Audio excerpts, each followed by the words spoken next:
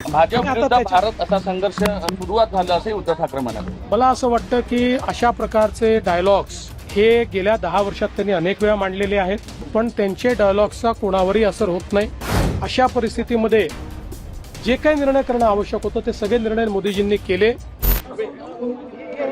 एक महाआरोग्य शिबिर आहे, जवळपास ऐतिहासिक 50,000 लोकांनी या शिबिराचा मागच्या एक आठवड्यापासून लाभ घेतला. मला अतिशय आनंद आहे की या ठिकाणी नागपूरमध्ये संदीपजी जोशी आणि संपूर्ण टीमने एक अतिशय चांगलं महाआरोग्य शिबिर आयोजित केलं. वेगवेगळे हॉस्पिटल्स, शासकीय हॉस्पिटल्स असे सगळे एकत्रित करून या ठिकाणी हजारो जे पेशंट्स आहेत त्या पेशंट्सची तपासणी, आतापर्यंत जवळपास 31,000 पेशंट झाले, पण 50,000पेक्षा जास्त पेशंट्सची तपासणी या ठिकाणी होईल. त्यातल्या ज्या पेशंट्सला वेगवेगळ्या प्रकारच्या उपचारांची आवश्यकता आहे, कोणाला ऑपरेशन्सची आवश्यकता आहे, तेही मोफत करण्याचं नियोजन या ठिकाणी केलेलं आहे.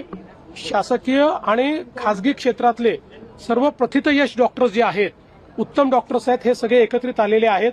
त्यामुळे स्पेशालिटीचा फायदा हा नागरिकांना मोफत या ठिकाणी देण्याचा प्रयत्न आहे आणि अतिशय चांगल्या पद्धतीनं हे शिबिर या ठिकाणी आयोजित झालंय.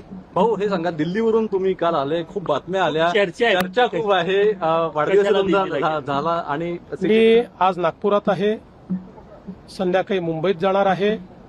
मी मुंबईतच आहे, मी महाराष्ट्रातच आहे.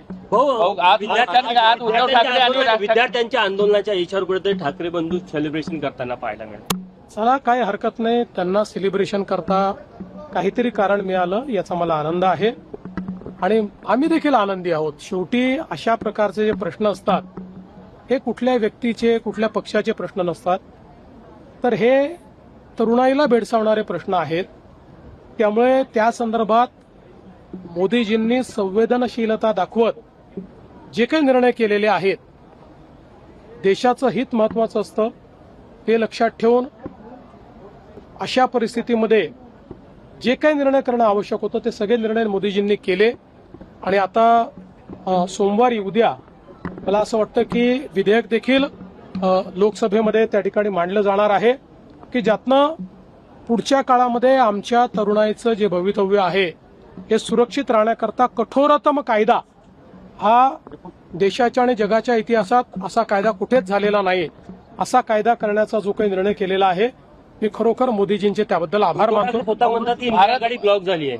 भाजप विरुद्ध भारत असा संघर्ष सुरुवात झाला असे उद्धव ठाकरे म्हणाले. मला असं वाटतं की अशा प्रकारचे डायलॉग्स हे गेल्या 10 वर्षात त्यांनी अनेक वेळा मांडलेले आहेत, पण त्यांचे डायलॉग्सचा कोणावरही असर होत नाही. संपूर्ण भारत मोदीजींच्या पाठीशी आहे. एक रात्री 1 वाजता टाकलेला मोदीजींचा व्हिडिओ हा इंस्टाग्रामचे जगातले रेकॉर्ड तोडतो.